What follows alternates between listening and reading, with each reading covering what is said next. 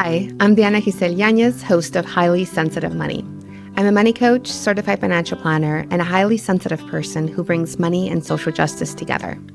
If you're someone who feels deeply, can endlessly think through how one decision affects everything else, or has ever struggled with all the things that traditional financial thinking leaves out, you're in the right place. In this show, I chat with highly sensitive people on how they handle their money and with money experts on how they cultivate social justice in their work.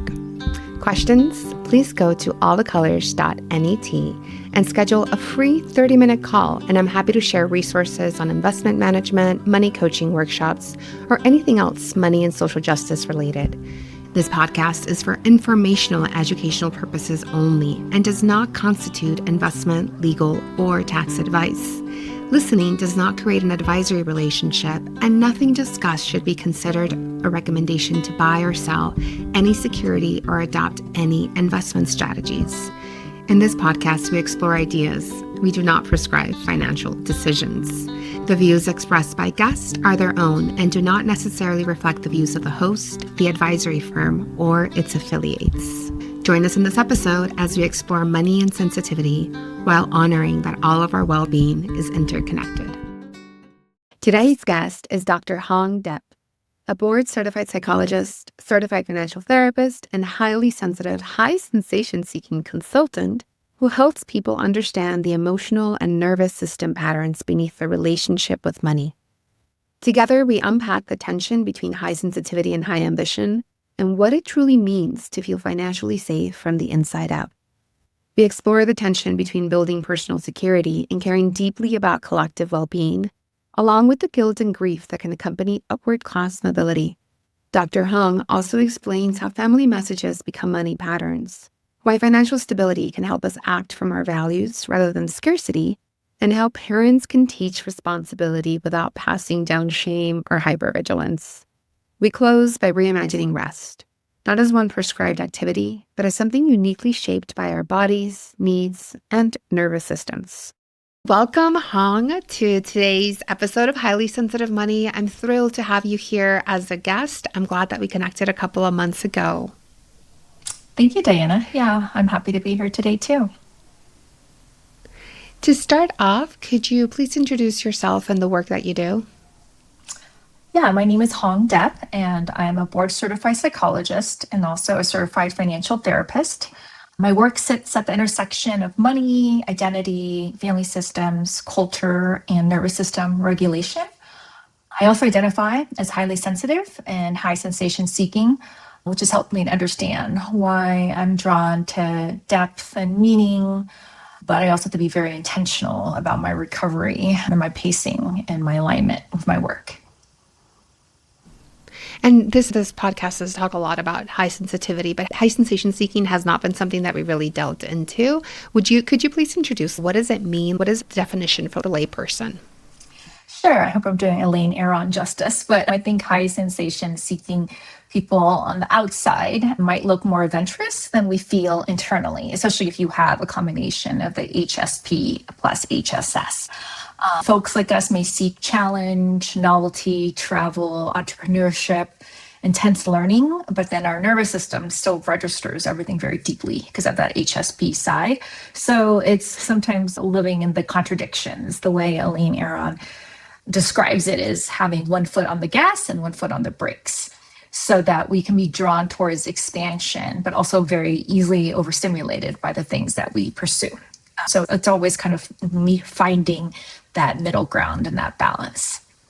Yeah, I also identify as high sensation seeking, and one of my good friends here in town is also HSP, HSS, that combination.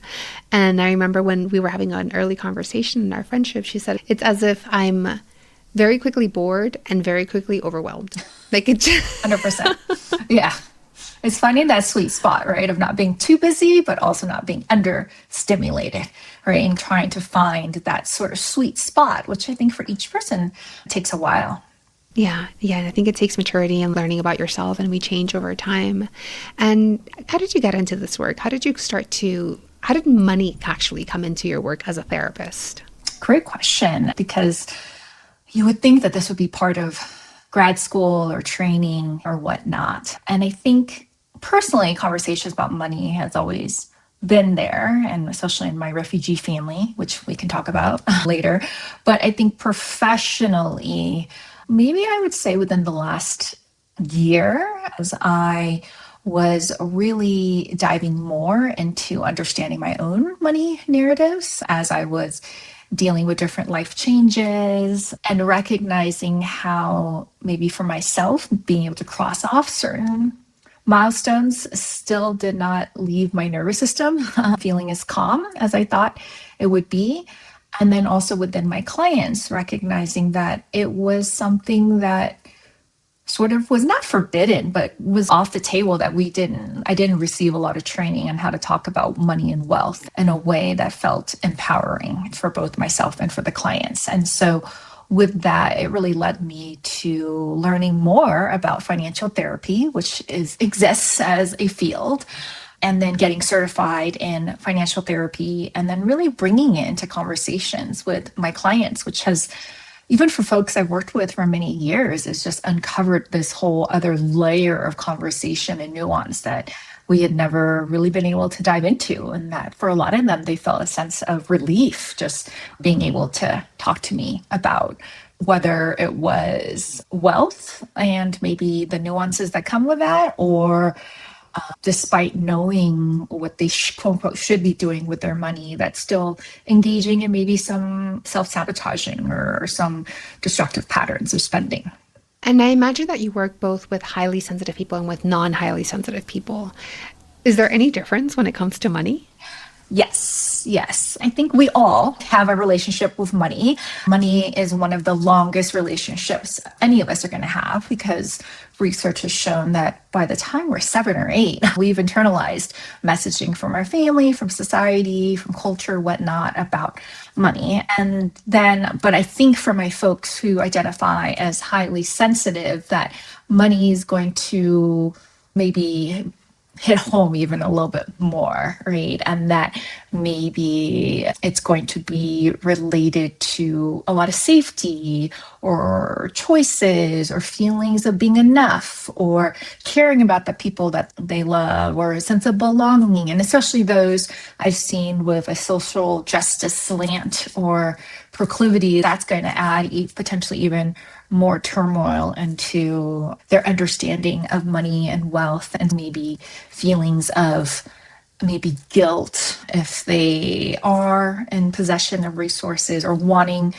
to charge more for their services, or wanting to maybe have certain comforts, certain luxuries in life, that maybe they've internalized certain messaging about wealth that may not be as helpful to them anymore. You touched on this earlier, your background as a refugee. I'm curious about the financial background of your childhood and how that may or may not affect the work that you do today or the way that you live today. Yeah, so my mom was pregnant with me when she left Vietnam as one of the boat people. I was born in a refugee camp, and my parents and I came to the US when I was about a year old. And so definitely I inherited a lot of narratives about scarcity and survival and hard work and not wasting opportunities, right? And for my parents, who have a grade school and high school education, that for them, me being in America and living the American dream, right, of going to school, becoming a doctor, repaying them for their sacrifices. And so I think that the narratives obviously gave me a lot of drive and gratitude, but they also made it really hard, I think, to really feel at ease and to know what enough feels like internally. And so I think part of my unlearning and diving into this field has also been trying to honor like the survival strategies for myself and maybe for my clients that has gotten me to where I am today, but really trying to see what I need currently and what I would like to keep and what I'd like to maybe leave behind. And so I think I really help for a lot of my clients who I work with as well, really learning, what stories, what negatives, what inherited legacies are currently serving them today, but what may they have outgrown. Mm-hmm. Thanks for sharing about your background and your parents being refugees and you growing up with that background of having to flee. I hear you share that you're relearning, right? What makes sense today versus what made sense in the past.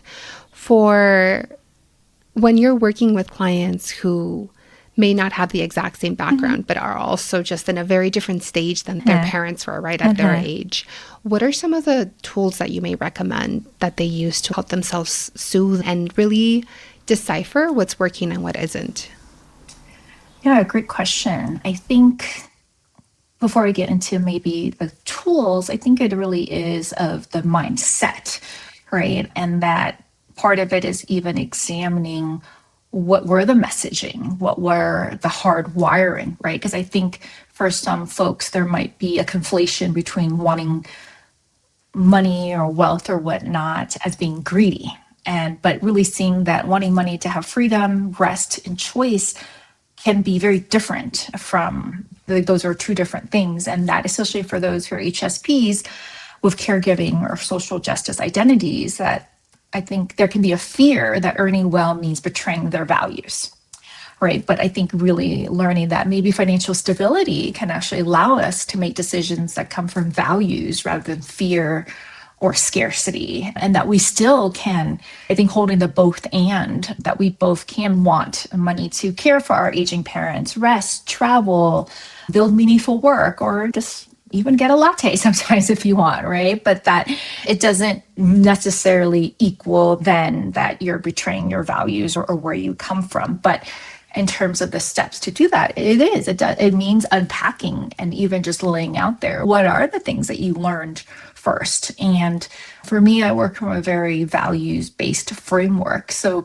to really understand that you can have the values of equity and still want certain things for yourself. And that you can also, I think holding the nuance, is really one of the first places to start. And then I think noticing too within the nervous system. So I do a lot of somatic work, is just what comes up in your body as you even think about maybe, quote, having more or buying certain things or having certain luxuries or whatnot. And I think from that, noticing, okay, where do you think where was like some of the first messaging around that? And that maybe that's when certain narratives come out of, oh, you're being selfish if you wanted the brand name pair of jeans instead of the Target jeans or whatnot. Even though Target's becoming very cool now. Back in the day, definitely, I think, for example, for me, wanting Guess jeans or like the jeans of the 80s and 90s instead of some Target store brand ones or whatnot. And so, yeah, I think for a lot of folks, I think it is just recognizing that, especially at certain ages, those are very appropriate things. Is wanting certain things as a sense of belonging and fitting in as well. So I think to answer your question, I think just normalizing and validating whatever their experiences were, and that maybe reducing any shame or stigma for wanting more or wanting something different than maybe what was instilled from their parents. Yeah, and I think that's very common across the immigrant experience, especially like when my parents immigrated to the U.S. for better financial resources when they're from Mexico. And there was a phrase that you said that really stood out to me.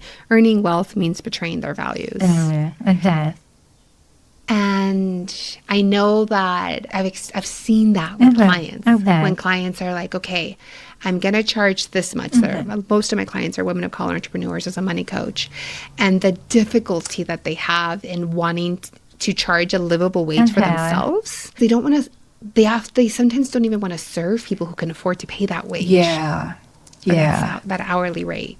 Yeah, no, and I feel for them. I think there's this idea of selling out or whatnot, right? Or I don't know about you, I think sometimes there's this conundrum, at least I have felt, where I think my parents really, and they still do, want me to be successful, or parents of other clients I've talked to, their families want them to be successful, but almost not too successful, or would then almost not getting too big for your britches, or whatever that expression is, right? There's a sense of you want to be successful, but you want to stay humble right? You want to do this, but you also want to be this, right? And there's almost, I think like that, it's like almost that monologue at the end of Barbie, right? Where I think, especially for women of color, that we're like, it's such this like tiny lane that you can be in where, okay, you can have this kind of purse, but you couldn't wear this kind of purse because that would mean this, right? Or there, I don't know. I think that's what a lot of my clients come up with or deal with, where they're like, oh, okay, maybe I can have this type of car, but not that type of car because that would mean X, Y, Z, right? And I'm showing off. And so it really is unpacking, okay, where did you learn that this brand of car is okay, but this brand of car isn't?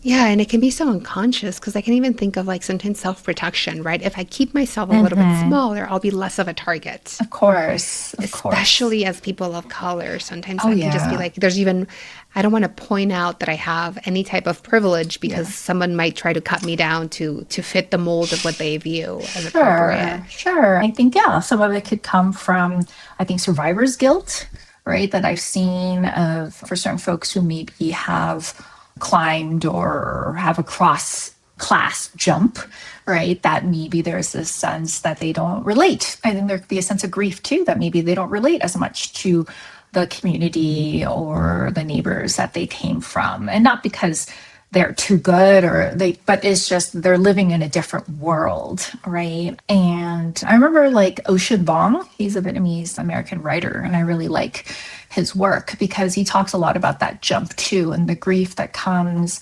from being in a different place, from your family. And that oftentimes folks don't realize that with this ascension in class or whatnot, there also comes the grief of leaving behind potentially certain cultures or communities or customs or whatnot. And that he had shared an example of just now having gotten this PhD in literature and being around certain folks. But then there's his mom, who's like this illiterate woman who works at a nail salon, right? And that juxtaposition of how does he continue to communicate with his mom in a way and using language that she can understand. I mean, literally a different language, right? Speaking Vietnamese. But I remember when I heard that, and I just really resonated with that because I think that's something that I have struggled with too, being the first person in my family to go to college and then get higher education, that maybe oftentimes some of the things I'm interested in talking about is just different, right? It's not better, it's just different than maybe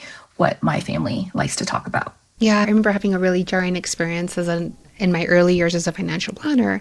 I was working with a client who in 3 months would spend on just like her daily life what my mom earned in a year. And it was just like, wow, these conversations are so different. And I was helping both of these women who were very similar ages plan for retirement. It's just, how do both of these people exist? How do both of these experiences exist? So I relate to that being able to see multiple worlds, which is often like a gift of being highly sensitive, right? All of the contexts that we bring into any conversation, any decision. And it also has its downsides, I guess, because sometimes the analysis paralysis can be part of it.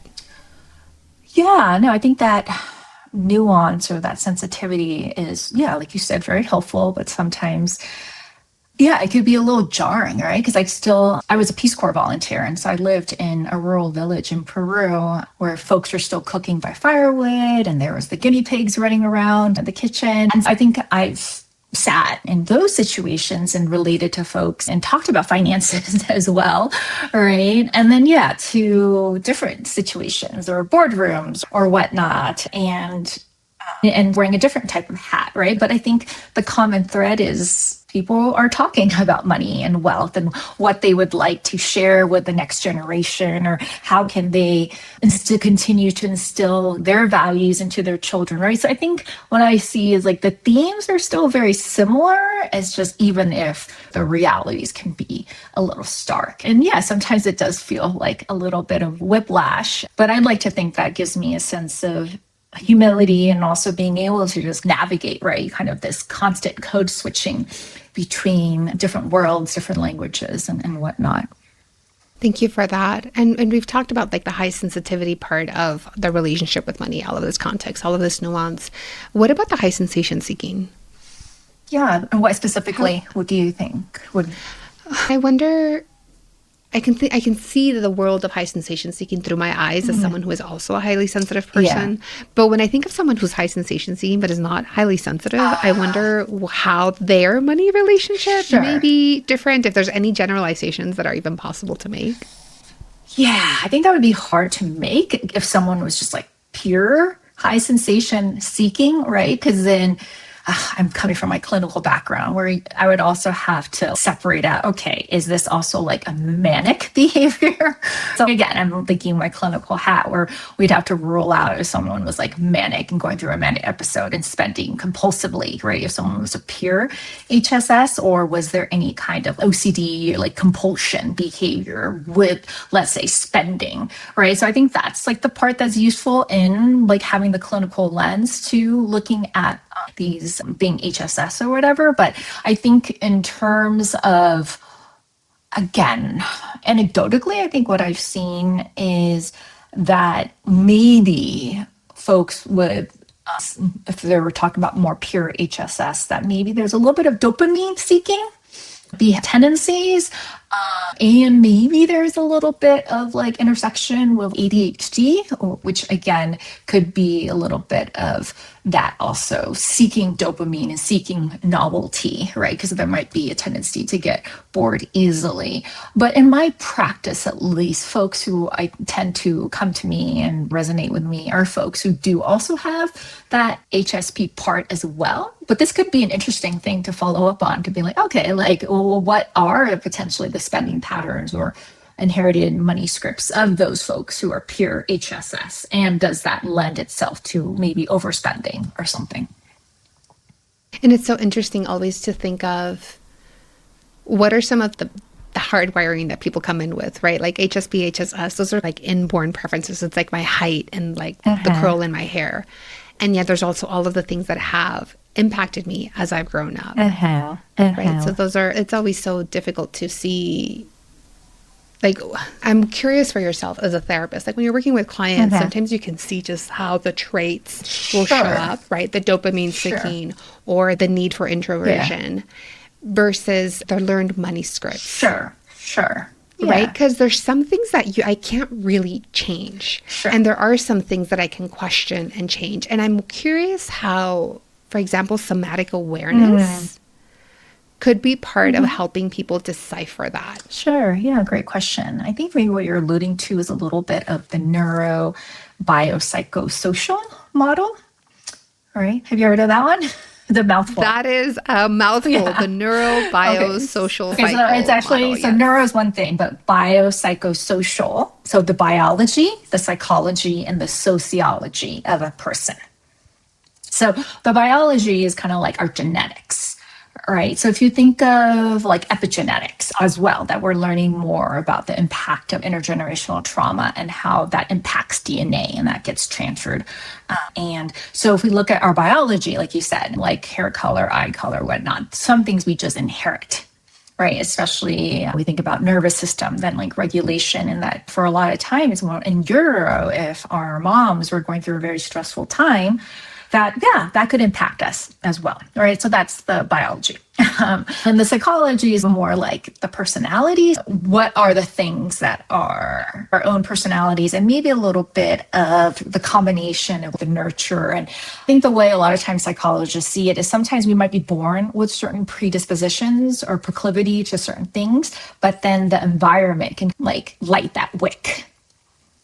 Right. And especially if there is any history of mental illnesses or physical illnesses in your family, right? So the psychology of a person. And then the sociology or societal stuff is the potential traumas that one just experiences, or were you bullied in school? What was your family's socioeconomic status, right? And oftentimes it even differs within a family between the eldest child and the youngest child, right? Because that sometimes maybe by that point, the family has more resources. So we can see even differences within families. And so basically, that's all to say. I take a very holistic look at somebody, right? And kind of what you said, that oftentimes not only is it, who did you come from, right? And what were the things that happened to you? And really, that's like the trauma-informed approach too, to be like, what were the things that happened to you? How did it shape who you are? How did that potentially shape your money stories? And that oftentimes what we see is sometimes very typical that, let's say someone grew up with very frugal parents and that they're like, when I have money, I'm going to spend it all I want on all the candy I want, right? Or sometimes people grow up really frugally and they're like, oh my gosh, yeah. They also inherit, that anxious, vigilant script where they're like, you never know when you're going to lose money, right? So it's always really funny how, because I think that's typical. We either come out exactly right from our parents, or we're like, I'm going to do the opposite, or maybe somewhere in between, right? And so it's really, I think it's so fascinating. That's why I love the work that I do, is because, you never know what you're going to get. But even if two people can come from very similar backgrounds, but maybe their approach to money is very different. And also then if you look at impacts of peer groups, right, and your friends, and if you're hanging out with friends who are talking about like buying designer bags, maybe that's what you're going to be into as well. But if you're talking about friends who are like, oh no, let's save money to go travel or do whatever, then maybe that's going to impact you. And then we know then the partner you choose, right? That's going to also, or the people that you surround yourself with or whatnot. And so I think all that to say is why I think really looking at a person holistically and really getting a good background and understanding not only, what happened, but also then what's the story you tell about yourself based on what happened. Thank you, Huong, for that overview of what biopsychosocial means. I'm curious if it makes a difference to know like at which of these levels someone might be having like a problematic money script. Right? Is it helpful to know if it's like a biological thing or a social thing or a psychological thing in order to change it? Or is it just me asking for additional context that may not be necessary?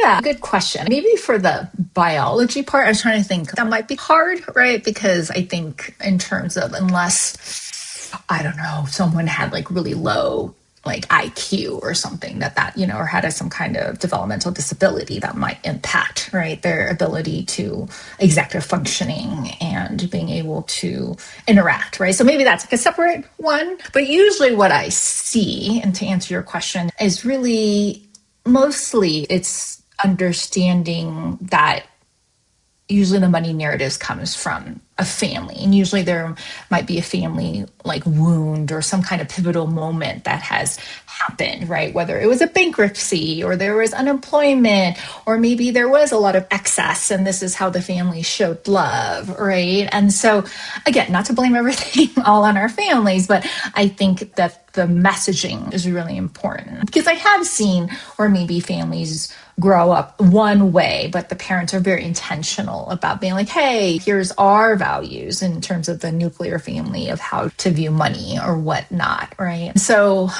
I think, again, it really is that earlier messaging, and it doesn't mean it can't be changed, right? Because like I said, we might have received certain messaging by the time we're 7 or 8, but I wouldn't be a psychologist if I didn't believe in the growth mindset and that we can change our narratives, right? But it does maybe take a little bit more work and intentionality, especially if you're trying to unlearn something, right? Let's say for one of my clients right now, it is of this idea that maybe the messaging was, as soon as you have money, bad things are going to happen, right? That money is bad, money is evil, right? And that whether it is consciously or subconsciously, that maybe my client is, anytime that she gets money, that has to spend it because there is this fear of, oh, money is scary and bad things happen when we have money.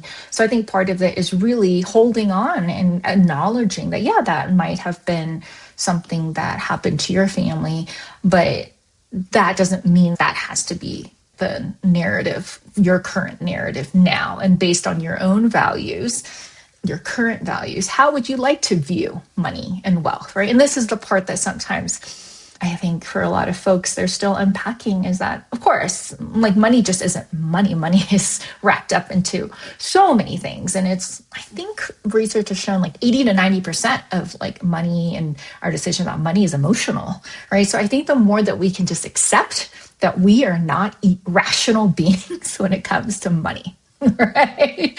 That then we can almost just be like, okay, and not blame ourselves for being like, okay, why was it that, right? Because even for myself, I'll share that, sometimes I'll do the randomest thing to save $5, right? But then I'll go get like a matcha latte for $10, right? Like it doesn't make sense sometimes, but we all have our like quirks when it comes to money. Yeah, yeah. And it's so funny to me to think that economics is based on the fact, like this model of the Homo rational man. Homo economicus is an absolutely rational man who's only looking out for his well-being, right? And it's such a fiction compared to what day in and day out. And yeah. So shifting the subject a little bit to social justice, and so many social justice spaces, there is that story of money corrupts, right? Money is bad. The reason that we are killing our planet and using up all of our resources is for the idea of profit above everything else. Do you have any suggestions for people listening that may be having this limiting money mindset? Yeah, and I think I want to acknowledge the truth of where we are and currently in this day and age, right? That without going too much into capitalism and the fact that there's a trillionaire right now, right? And there are the realities, but I think recognizing that, especially for those of us who are social justice minded, that and HSP perhaps, that there's always going to feel a tension, right, between wanting personal security and caring about the collective suffering. And that is hardwired into our brain, is survival. And so I think just but also collectivistic in community, right? And so I think just recognizing that, yeah, maybe for folks who are going to be more social justice minded, that you may feel this somatic response, this sense of guilt from wanting more money or charging appropriately, but it doesn't mean that you're doing something wrong. It just comes from having a very big heart and really wishing that things are more fair. All right. And that too, I think of really seeing that and understanding that wanting financial stability is not a betrayal of like your values, and that actually we do live in a world where we need money to support care and repair and generosity and spaciousness and choice, and that actually community well-being, right? And I think this is where mutual aid can really come in handy, is having like folks who are financially stable and like clinicians and caregivers and professionals who are not constantly depleted, right? Because I think that's what I have seen so often, is that folks tend to burn themselves at both ends and then go have burnout and then have to leave maybe more socially justice minded careers or jobs or positions or whatnot. So almost in a way, I think I've had to learn for myself, right, of what does it mean for me to have enough rest and resources so that I can continue doing the work that I want to do, and that actually I have more capacity to act from a place of my own values rather than survival. Right, because I think when we act from survival, that's going to go from our like fight, flight, like flee instincts, rather than our prefrontal cortex, which is executive functioning, when we feel in a more calm, regulated state, to being like, okay, what can I do that's good for me and my community? Coming from that more settled place. Yeah. I love how you're talking about social justice and really reminding, like looking at that tension, your exact words, that tension between wanting collective well-being and personal survivor. And I'm thinking of a good friend of mine who, like myself, is a person of color and grew up like in one environment and is now in a very different socioeconomic status, right? And she has a child and she thinks about, how will I teach my child? Do I want my child to go to a private school and have access to a certain type of people? Or like, what is, I guess if you were talking to her, and I imagine you have clients like her, but it's like navigating like your heritage culture, navigating a desire for social justice, navigating like, how does she not give her child some of the scarcity messages that she received that she's still struggling with, while still encouraging her child to be financially responsible? And yes, this is a conversation I have often, because I do work with a lot of very high functioning, successful women of color who, yes, have a lot of cross class jumps and are at a place where, yes, like most parents want their children to have more than them, but are afraid that their child or children are not going to be hungry.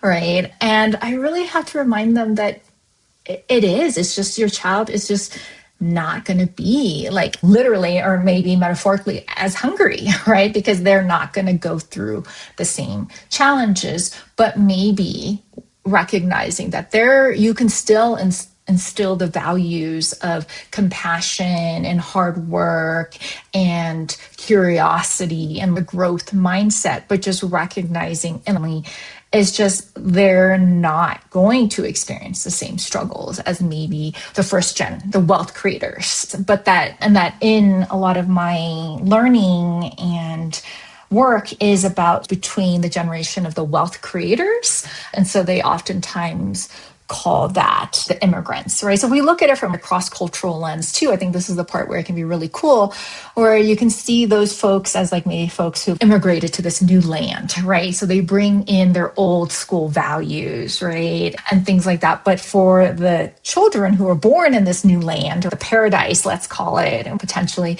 that's all they ever know, right? And they're like the digital natives, right? And that they're like, yeah, this is life, right? I have food on the table. I have certain things. And the way I try to explain it is, especially for some of the immigrants, the ones who are the wealth creators, is at least amongst that for us is I try to be like, have you ever had to go to a well to get water? And they're like, no. Like they've been in a situation where usually they turn a tap and water comes out, right? And so I'm like, okay. So I'm like, let's try to imagine it like that for us, again, it's a privilege because I've been to countries where you don't just open a spigot and water comes out, right? But for us, we just assume that when we open a tap, water is going to come out. And if water doesn't, then we're like, oh, we got to call plumbing, right?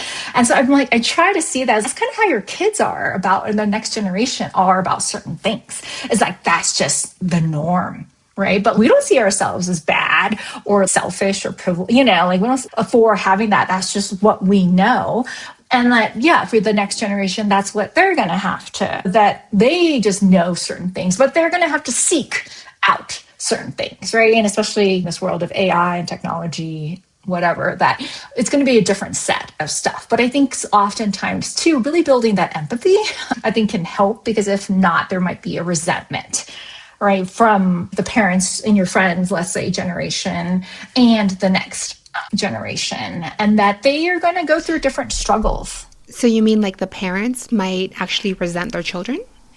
I think what I've seen sometimes is, I don't know if this has come out with your friends, but oftentimes of seeing that, oh my gosh, my kid is so spoiled. They think that like having sushi for lunch is normal. Right. When the parents. Because I was thinking I was maybe 12 years old and my parents took me to Cancun, and it was, I was 12 and I was on a flight, right? My parents didn't go on a flight until they were like in their late 40s. But that was we did that once in my entire childhood. And I have friends that like every year they would fly to Italy for whatever.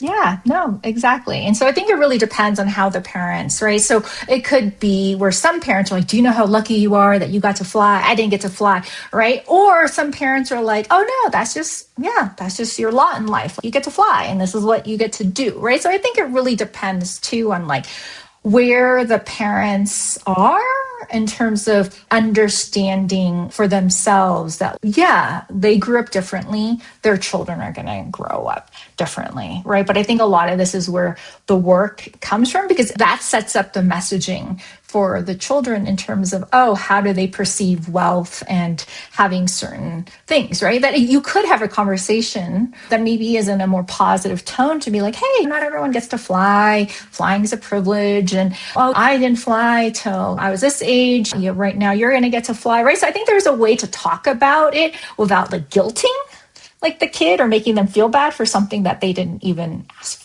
Right? That we're born into. Again, I guess I think I'm using my own experience. But I grew up on the border between Mexico and the U.S. So I often saw children begging. All the time. Whenever we were in Mexico, like there were often, and my dad, I remember one time, my dad probably doesn't remember this, but my brother and I were like fighting in the back of the car, fed up, and I'm going to take you kids out and you're going to have to go sell candy until you make enough money and then you can come, like something like that. My brother and I were horrified, but it was a reality of what we saw around us. And as a highly sensitive person, that naturally made me very aware of like economic inequality, right? I don't think my brother had the same reaction at all. Exactly. No. No, But exactly. so if you're a parent and your kid is may not be as introspective, right? And I Yeah. hear you talking about like building empathy without guilting. Yeah. How do you do that? That's a very hard on my own. That's a really hard one, right? And I think you're right. Like you said, I think for people like you and I, oh my gosh, hearing about my mom would always be like, if I didn't want to finish my meal or something, she's like, there's kids that would be dying for your food, right? And so then, yeah, like I would finish like the food on my plate. But then years later, I would have to unlearn, okay, I don't have to finish everything and that it's okay, right? And so it's, again, I think too, especially for knowing your kids, like a really sensitive kiddo might really take to heart and go to the extreme of what you're saying, right? Whereas you might have some others who it just goes over their head, right? And so I think to answer your question, I think it really is knowing your kid and knowing, okay, like what is their nervous system? How do they react? What is, again, like maybe so much of this conversation is about finding that sweet spot between, what's going to motivate them, what's going to teach them, but not scare them. Right. And what makes them so hyper vigilant, because I think so often when I'm working with folks now, it really is to reduce this like vigilance, this scarcity, this constantly like waiting for the other shoe to drop because of the almost fear and scare like tactics that their parents put on them. And again, I'm going to assume that all parents want the best for their kids and are just trying with what they know and the capacity they have at the time. Right. But sometimes it's quite limited and it's not helpful for each kid. Right. So I think really finding that balance between, letting your kid know that there's other kids out there who just have like different lifestyles, right? And I think this is why I'm such a proponent of travel, because I think sometimes kids are not going to listen to what their parents say, but when they can see for their own eyes of just, oh, why doesn't that kid have shoes? Right? Or like I remember having a conversation with a friend's kid of, oh, why is that person living on the street? Why can't they just get a hotel room? Right? And then, from there, right? And just seeing it, I think for kids in a very like neutral tone and kind of matter of fact, right? That then they can form their own opinions and questions too. Because I think oftentimes that's the best way. Is just giving kids, especially because they're so observant, right? That they are just going to notice things in the world. And I think sometimes that's better than us telling them how they should think or feel. Yeah. And as someone without children, it's like, I can't really imagine how those conversations would be had. But I love you pointing out travel, because that's, again, like seeing the discrepancy between being in Mexico, being in the US. It really has colored the way that I see social justice and international relations and money. Yeah. Oh, definitely. Go ahead. And as we start to wrap up, we're going to take a really hard turn onto another topic that we talked about preparing for this interview, but restorative rest. And I think how important that is as a highly sensitive person and how annoying it is as a high sensation seeking person. Yes. I often would only rest when I was like burnt out and exhausted, and having to learn to do it more preemptively has taken work. But I'd love to hear your take on restorative rest and how do you help clients develop this for themselves? Yes. So I am totally of the camp that I think rest is resistance, and that I believe that we are all deserving of rest, and that rest does not come just after you've worked yourself to death or done. As we know more with some neuroscience, that it is when we're resting and sleeping that, it's gonna be really nerdy, but the glial cells come in and that clean up our debris in our brain, right? And that's why I equate it to, if you get a good night's rest, the next day it's almost like your desk is clean and organized. But if you don't, then it's almost like all the piles are still there and it's still a mess, right? And so it's kind of hard to get started the next day. So with rest, though, I think there's different types of rest.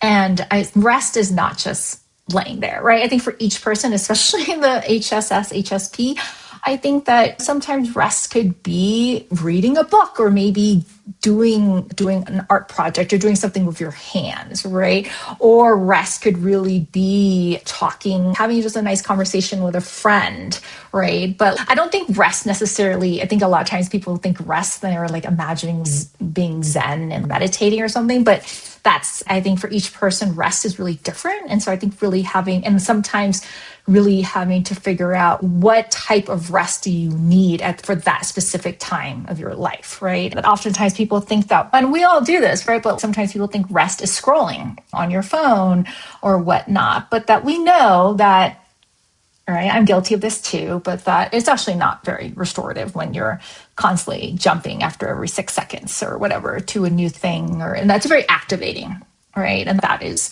the point of especially the shorts and the quick media and whatnot. And that they say actually, if you can watch longer form content or a movie or something that actually has a plot that you can follow, that actually can be more restorative. I think really I help clients to determine what kind of rest is appropriate for them at the moment, and then the next step is then not to feel guilty about taking the rest. Right. And that then, because I think sometimes, especially my HSS people or overachievers, they want to be the best at resting and maximize their resting. Right. So it's also another conundrum of, okay, right. In our very hyper optimized world, everything is, okay, how do I maximize my rest? And I'm like, okay, let's take a step back and remember what the purpose of rest is for. And that sometimes we need a cognitive rest. Sometimes we actually need a physical rest, right? Sometimes we need an energetic rest from not talking to people or interacting with people, right? So I think it really is determining what type of rest would be most restorative to you in the moment. And it's trial and error. I still think sometimes, like, I'm still figuring out, right? Even after all these years and being a psychologist of, what is the type of rest that I most need right now? And that sometimes it's not just laying flat, but it is just even going for a quick walk just to get some sun. That's my rest. Yeah, I hear you because I did think I have had this stereotype of what rest looks like that a part of me chafes against. That sounds so boring. I would rather do so many other things, and maybe I should go do those other things. Maybe the bike ride is actually what I need for rest. It doesn't actually have to be laying down.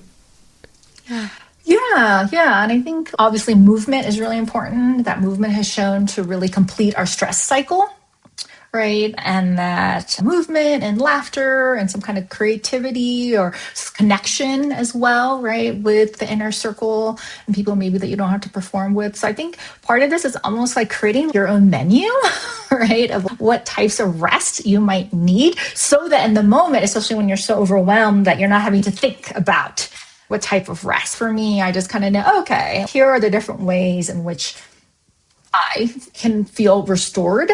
And that then a lot of this comes back to, again, knowing your own nervous system and really feeling like, because I'm sure you've had it where after a conversation with one friend, you're like, ooh, that felt a little more depleting. And then with another friend, you're like, wow, that was so filling. And that just felt so connected. So I think it's the same thing, right? Where don't do an exercise just because that's what everyone says you should do, right? If you're like really more into this exercise and you're like, wow, I feel so much more restored after that, then keep doing that. Almost find what feels good for you and keep building upon that, because it's only through trial and error that you will understand, especially your own unique nervous system as an HSP, HSS or whatever, that it's going to be really uniquely tailored to you.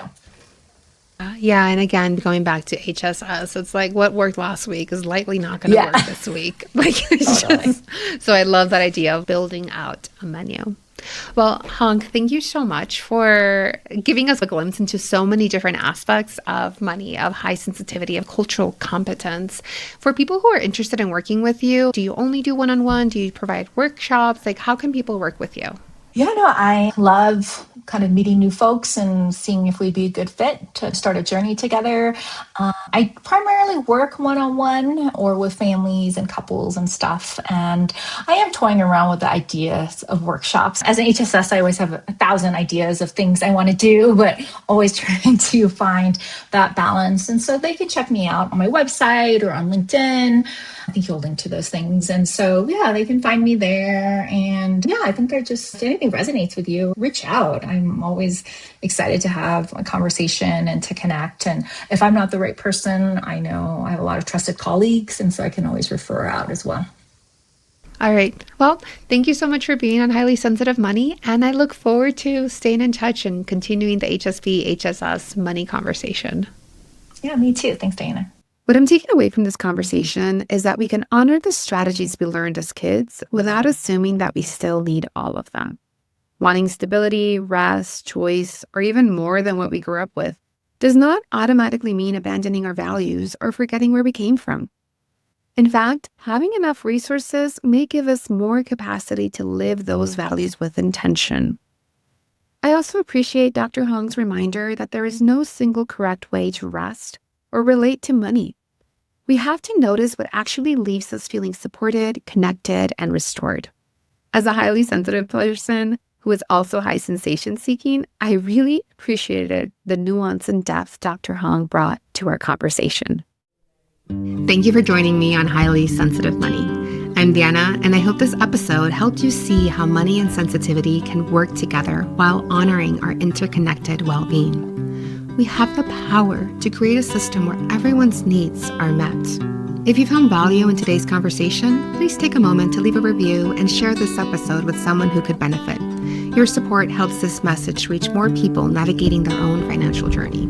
A thank you goes to Mikey Q for the music and Juan Antonio Nunez for producing. For more resources on bringing money and social justice together, sign up for my monthly newsletter over at allthecolors.net. I also invite you to schedule a free 30-minute call where we can talk about money coaching, investment management, and all things money and social justice. Remember that all investments involve risk, and decisions should be made based on your individual circumstances, ideally in consultation with a qualified professional. Until next time, remember that your sensitivity and deep thinking is your superpower.